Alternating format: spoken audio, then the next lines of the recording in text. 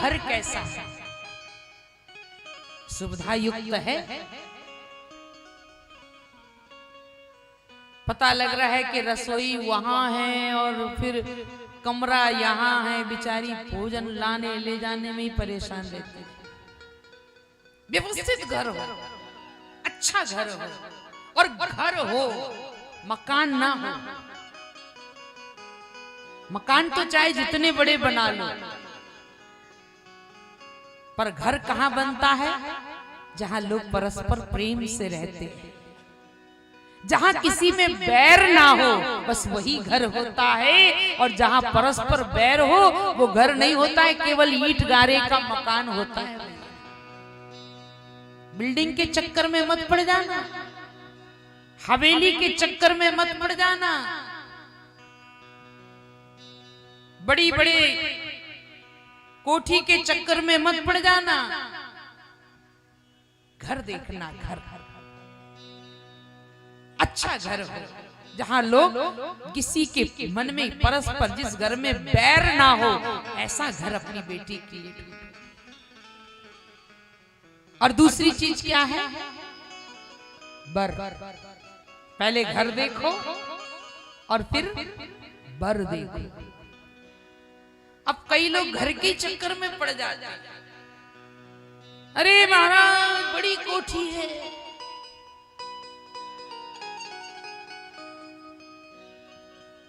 कोठी के चक्कर में बेटी को मत बर्बाद कर दो, उसका जीवन मत बर्बाद कर दो। क्या बेटी कोठी को थोड़ी खाएगी? उसे वो बर चाहिए अच्छा, जिसके साथ तुझे जीवन बिताना है। बर अच्छा, निर्व्यसन हो, भक्त हो, प्रेम करने वाला, परस्पर माता पिता का सम्मान करने वाला, ऐसा बर होना चाहिए जो माता पिता का सम्मान करता हो, परस्पर भाई भाई में जिस प्रेम रखता हो, जो घर पर। और तीसरी चीज है कुल। कुल देखो भाई, कौन से कुल में बेटी जा रही है? कहीं का ईंट, कहीं का रोड़ा, ऐसे कुल में बेटी जाएगी तो कैसे काम चलेगा?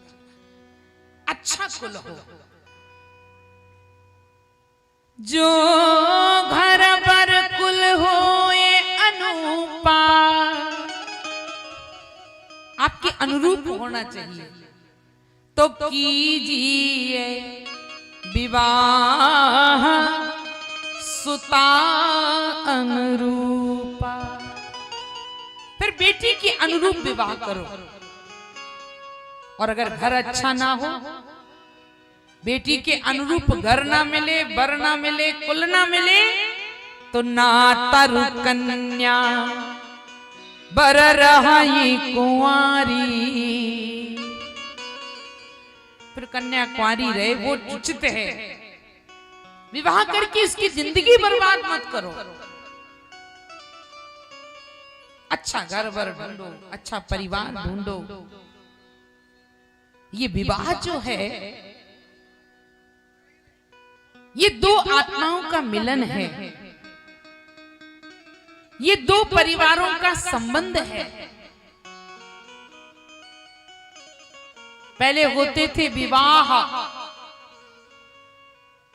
आजकल होते हैं ब्याह। क्या अंतर है विवाह में और ब्याह में? अरे उनकर बेटी का ब्याह बा,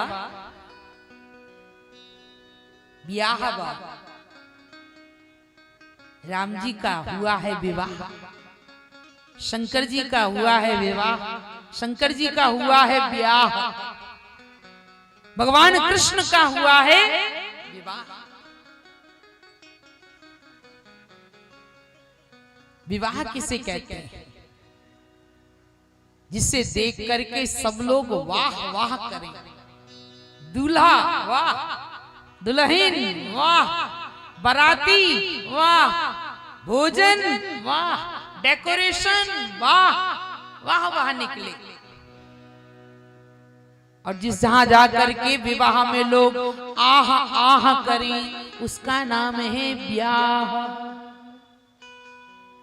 यही तुलाबा दाई ऐसा तुलाबा बिटिया इतनी नीमन बाड़ी और दूल्हा ऐसा बा कुछ बचल बा खाई पिए के ना बचल बा। अरे गईला बराती यही बराती बा। अरे राम चले में लड़खड़ात आई तो कैसन बराती बा जहां लोग देख करके आह आह करें उसका नाम है ब्याह और जहां वाह वाह करें उसका नाम है विवाह। तो ब्याह मत करो विवाह करो।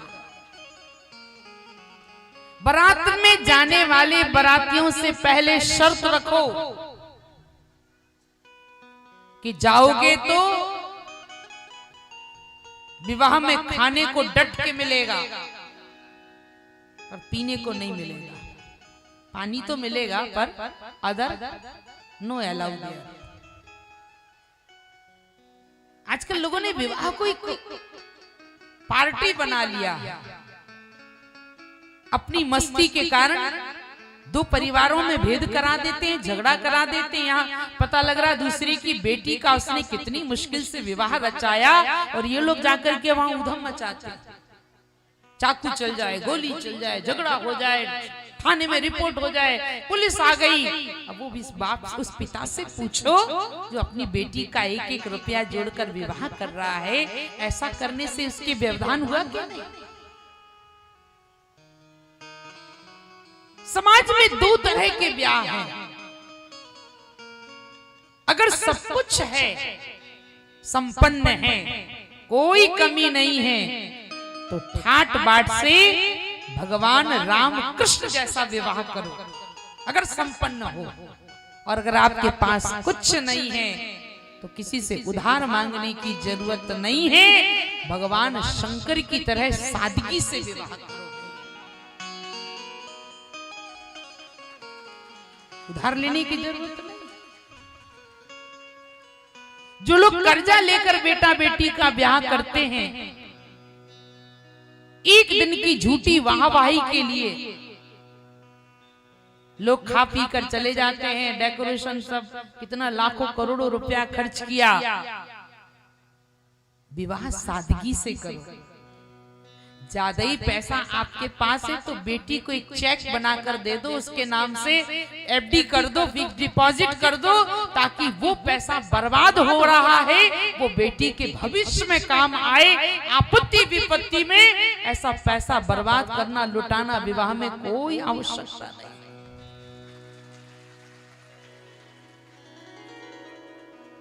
आप तो उधार लेकर विवाह कर लेते हैं, दुनिया से चले जाते हैं, पर आपके बेटे का बेटा भी वो कर्जा नहीं उतार पाता है। और जब जब उधार मांगने वाले दरवाजे पर आते हैं, बाप को गाली देता है, मर गया हमारा बाप, माथे पे कर्जा छोड़ के चला गया, ब्याह क्या कर गया।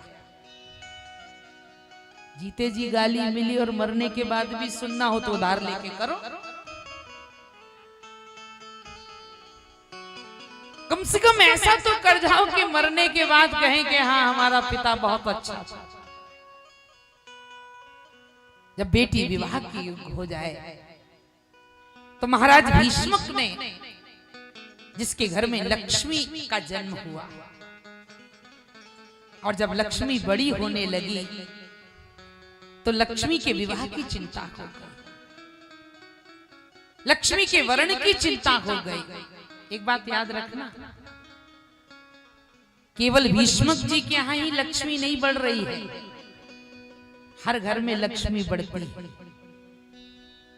और अगर भीष्मक जी की तरह आपके घर में अगर लक्ष्मी का जन्म हो जाए, माने आपके घर में लक्ष्मी जी आ जाएं और राजा भीष्मक की तरह, रुक्मणी जी की तरह वो लक्ष्मी आपके घर में बढ़ने लगे, 1000 से लाख हो जाएं, लाख से करोड़ हो जाएं, ये क्या है? लक्ष्मी का बढ़ना है। तो जो लक्ष्मीपति है ना, देखो पिता के घर में लक्ष्मी आई, परंतु शिशुपाल लक्ष्मी का पति बनना चाहता था। याद रखना, लक्ष्मी पति मत बनो, लक्ष्मी पुत्र बनो। पति बनोगे तो शिशुपाल की तरह खतरा होगा, और लक्ष्मी पुत्र बनोगे तो लक्ष्मी मैया की कृपा हमेशा बनी रहेगी। क्योंकि लक्ष्मी अगर पति बन करके उसे वर्ण करना चाहोगे, अगर पति बन करके लक्ष्मी को पाना चाहोगे तो लक्ष्मी आपको कभी नहीं मिलेगी। और अगर पुत्र बन करके इसकी गोद में बैठ करके उसे पाना चाहोगे तो लक्ष्मी आपके घर में ऑटोमेटिक आएगी। राजा भीष्मक ने शिशुपाल से नहीं किया विवाह, लक्ष्मी का वरण कैसे किया, किससे किया? नारायण से किया। समझ गए ना? अगर आपके घर में लक्ष्मी बढ़ जाए, जैसे राजा भीष्मक के यहाँ रुक्मिणी लक्ष्मी बढ़ गई, तो उन्हें विवाह की चिंता हो गई। और विवाह किससे किया? नारायण से किया। और जो लक्ष्मी नारायण को ब्याही जाए वही लक्ष्मी सार्थक होती है। आज रमन भैया ने और भी हमारे जो कथा जिन्होंने आयोजन की, इन बंधुओं ने लक्ष्मी का वर्ण नारायण से कर दिया, तो आज उनकी जय जयकार हो रही है। और कहीं वो लक्ष्मीपति बनने का प्रयास करते तो फिर जय जयकार होने वाली नहीं है। इसलिए लक्ष्मी को नारायण के कार्यों में लगाओ। ये नारायण का वर्ण माने भगवान के कार्यों में लगाओ। लक्ष्मी को भगवान से ब्याह दो, माने भगवान के कार्य करो। इस तरह की कथाएं कराओ, धर्मशाला बनवाओ, मंदिर बनवाओ, पाठशाला बनवाओ, प्याऊ लगवाओ। ऐसे कामों में जब लक्ष्मी का हम वर्ण कर देते हैं, नारायण की कथा में उनका वर्ण कर देते हैं, तो लक्ष्मी की सार्थकता हो जाती है। अच्छा, एक बात और है, अगर आपने लक्ष्मी को नारायण के साथ नहीं ब्याही तो फिर क्या होगा? फिर लक्ष्मी घर में तो रहेगी, माने अच्छे कार्यों में धन नहीं लगा तो फिर गलत कार्यों में आपका धन लगने लगेगा।